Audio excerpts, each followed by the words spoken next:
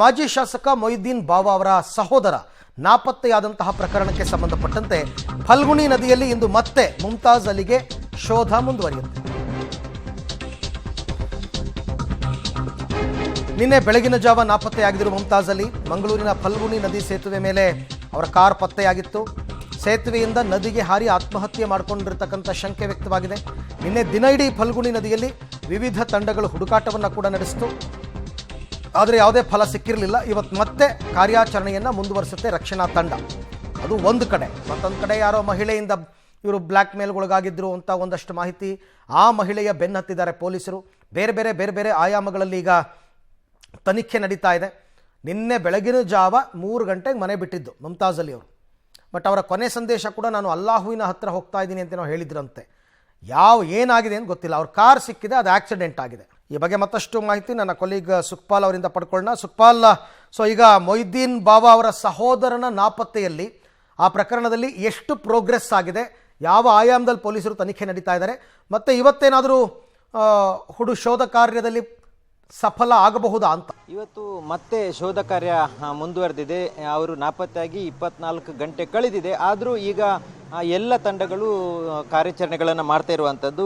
ಫಲ್ಗುಣಿ ನದಿಯಲ್ಲಿ ನಾವು ಗಮನಿಸಬಹುದು NDRF, ಕೋಸ್ಟ್ ಗಾರ್ಡ್, SDRF, ಅಗ್ನಿಶಾಮಕ ದಳ, ಹೀಗೆ ಎಲ್ಲ ತಂಡವು ಕಾರ್ಯಾಚರಣೆಯನ್ನು ಮುಂದುವರೆಸಿದೆ. ನಿನ್ನೆ ತಡರಾತ್ರಿವರೆಗೂ ಮಾಡಿತ್ತು. ಆ ಬಳಿಕ ಈಗ ಬೆಳಗಿನಿಂದ ಮತ್ತೆ ಆರಂಭಗೊಂಡಿದೆ. ಇದರ ನಡುವೆ ಮತ್ತೊಂದು ಈ ಪ್ರಕರಣದಲ್ಲಿ ಟ್ವಿಸ್ಟ್ ಸಿಕ್ಕಿರುವಂಥದ್ದು. ಮುಮ್ತಾಜ್ ಅಲಿ ಅವರ ಈ ಒಂದು ನಾಪತ್ತೆ ಪ್ರಕರಣದಲ್ಲಿ ಮಹಿಳೆ ಸೇರಿದಂತೆ ಒಂದು 6 ಮಂದಿಯ ಮೇಲೆ ಈ ಪೊಲೀಸರಿಗೆ ದೂರನ್ನು ನೀಡಲಾಗಿದೆ. ಅದು ಮುಮ್ತಾಜ್ ಅಲಿ ಅವರ ಸಹೋದರ ಹೈದರ್ ಅಲಿ ಅವರು ಕೌರು ಪೊಲೀಸ್ ಸ್ಟೇಷನಲ್ಲಿ ದೂರನ್ನು ಕೊಟ್ಟಿದ್ದಾರೆ. ಇದು ಈ ಒಂದು ಮಹಿಳೆ ಸೇರಿ ಮತ್ತು ಅವರ ಜೊತೆ 4 ಜನ ಸೇರಿ ಈ ಒಂದು ಆತ್ಮಹತ್ಯೆಗೆ ಪ್ರೇರೇಪಣೆ ಕೊಟ್ಟಿದ್ದಾರೆ ಅನ್ನುವಂಥ ಒಂದು ಮಾತು ಕೇಳಿ ಬರ್ತಾ ಇದೆ. ಹಾಗಾಗಿ ಆ ಬಗ್ಗೆ ಪ್ರಕರಣವನ್ನು ದಾಖಲಿಸಲಾಗಿದೆ. ನಮ್ಮ ಜೊತೆ ಅವರ ಮೊಹಿದ್ದೀನ್ ಬಾವರ್ ಅವರು ನಮ್ಮ ಜೊತೆ ಇದ್ದಾರೆ. ಸರ್, ಈಗೊಂದು ಪ್ರಕರಣವು ದಾಖಲಾಗಿದೆ. ಯಾವ ಕಾರಣಕ್ಕಾಗಿ, ಏನಿದ್ರ ಈ ಹಿನ್ನೆಲೆ? ಸರ್, ಪ್ರಕರಣ ದಾಖಲಾಗಿರುವಂತಹದ್ದು ಈ ಷಡ್ಯಂತ್ರದ ಹಿಂದೆ ಒಂದು ಶಕ್ತಿ ಇದೆ.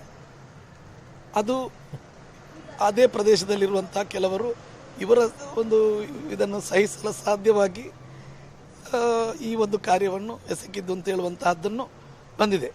ಆ ಶಂಕಿತ ವ್ಯವಸ್ಥೆಗಳನ್ನು ಪೊಲೀಸರಿಗೆ FIR ಅಲ್ಲಿ ಮಾಡಿದ್ದಾರೆ. ಅವರನ್ನು ಹಿಡಿದು ಅವರಿಂದ ಎಲ್ಲ ಬಾಯಿ ಬಿಡಿಸಿದರೆ ಎಲ್ಲ ಸರಿಯಾದ ವ್ಯವಸ್ಥೆಗಳು ಬರ್ತದೆ, ಅದಕ್ಕಾಗಿ ಮಾಡಿದ್ರು, ಯಾವ ರೀತಿಯಲ್ಲಿ ಮಾಡಿದ್ರು ಅಂತೇಳಿ. ಆ ಹೆಣ್ಣನ್ನು ಸಮೇತ ಒಂದು FIR ಅಲ್ಲಿ ದಾಖಲಾಗಿದೆ. ಅದನ್ನು ಸಮೇತ ಮಾಡಿದ್ದು ಯಾವ ರೀತಿಯಾಗಿ ಮಾಡಿದ್ರು, ಯಾತಕ್ಕಾಗಿ ಮಾಡಿದ್ರು ಅಂತ ಹೇಳುವಂಥ ಸತ್ಯ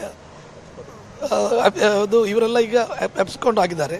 ಪೊಲೀಸರು ಪ್ರಯತ್ನ ಮಾಡ್ತಾ ಇದ್ದಾರೆ. ಇವರು ನಾಪತ್ತೆ ಆದ ಬಳಿಕ ಈ 4 ಜನರ ಆರೋಪಿತರು ಯಾರಿದ್ದಾರೆ ಮತ್ತೆ ಮಹಿಳೆ ಇದ್ದಾರೆ, ಅವರು ನಾಪತ್ತೆ ಆಗಿರೋದ್ರಿಂದ ಇವರು ಇದರಲ್ಲಿ ಶಾಮೀಲಾಗಿದ್ದಾರೆ ಅನ್ನುವಂಥದ್ದು ಗೊತ್ತಾಗುತ್ತಾ? ನಾಪತ್ತೆ ಆಗಿರೋದ್ರಿಂದ ನಿಮಗೆ ಗೊತ್ತಾಗೋದಿಲ್ಲ ನಾಪತ್ತೆ ಆಗೋದು ಯಾಕೆ, ಯಾವ ರೀತಿಯಲ್ಲಿ. ಅವರು ಪೊಲೀಸ್ನವರು ಅದನ್ನೆಲ್ಲ ತೆಗೆದುಕೊಂಡಿದ್ದಾರೆ.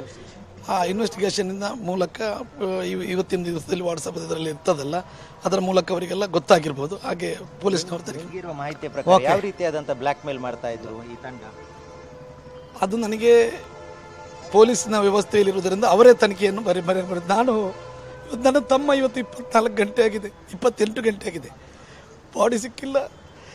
ಕೆಲವರು ಅದು ಹಾಗೆ ಹೀಗೆ ಅಂತ ಹೇಳುವ ಅವರು ಅಲ್ಲಿಗೆ ಹೋಗಿದ್ದಾರೆ ಇಲ್ಲಿಗೆ ಹೋಗಿದ್ದಾರೆ ಅಂತ ಹೇಳುವಂಥ ಒಂದು ಇದನ್ನು ಮಾಡಿದ್ದಾರೆ. ಮುಮ್ತಾಜ್ ಆ ಥರ ಒಂದು ಮನುಷ್ಯ ಅಲ್ಲ. ನಿಮ್ಗೆ ಗೊತ್ತುಂಟು, ನಿಮಗೆ ಪರ್ಸನಲ್ ನಮ್ಮ ಜಿಲ್ಲೆಯಲ್ಲಿ ಶೈಕ್ಷಣಿಕವಾಗಿ ಒಂದು ಮಿಸ್ಬಾ ಕಾಲೇಜ್ ಅಂತೇಳಿ ಅದು ಇದನ್ನೆಲ್ಲ ನಡೆಸುವಂಥ ಒಂದು, ಅದೇ ಥರ ಇಲ್ಲಿ ನನ್ನ ಸಿಸ್ಟರ್ ಅಂತ ಹೇಳುವಂಥ ಲೆವೆಲಲ್ಲಿ ಒಂದು 400-500 ಅದರ ಚೇರ್ಮನ್ ಹಾಕಿಕೊಂಡು ಮದುವೆಗಳ ಕಾರ್ಯಗಳನ್ನು ಬಡ ಹೆಣ್ಮಕ್ಳ ಮದುವೆಗಳು ಇಂಥ ಒಂದು ವ್ಯವಸ್ಥೆ ಮಾಡಿದವರನ್ನು ಷಡ್ಯಂತ್ರದಿಂದ. ಇದು ಮೊಹಿದ್ದೀನ್ ಬಾವರ್ ಅವರ ಮಾತು. Arvind, okay, thank you Sukhpal ತಮ್ಮೆಲ್ಲ ಮಾಹಿತಿಗೆ. ನಿಜ ಆ ಥರ ಗೊಂದಲ ಆಗುತ್ತೆ, ಪೊಲೀಸರಿಗೂ ಗೊಂದಲನೇ ಇದೆ. ನಿಮ್ಗೊಂದು ಕಡೆ ಬಾಡಿನೂ ಸಿಕ್ಕಿಲ್ಲ, ಮತ್ತೊಂದು ಕಡೆ ಕಿಡ್ನ್ಯಾಪ್ ಆಗಿರೋದನ್ನು ಟ್ರೇಸ್ ಔಟ್ ಮಾಡೋಕ್ಕಾಗ್ತಾ ಇಲ್ಲ, ಏನು ಅಂತ ಹೇಳೋಕ್ಕಾಗ್ತಿಲ್ಲ. 28 ಗಂಟೆ ಕಳೀತು, ಏನು ಮಾಡಬೇಕು, ಸಹಜ ಅದು.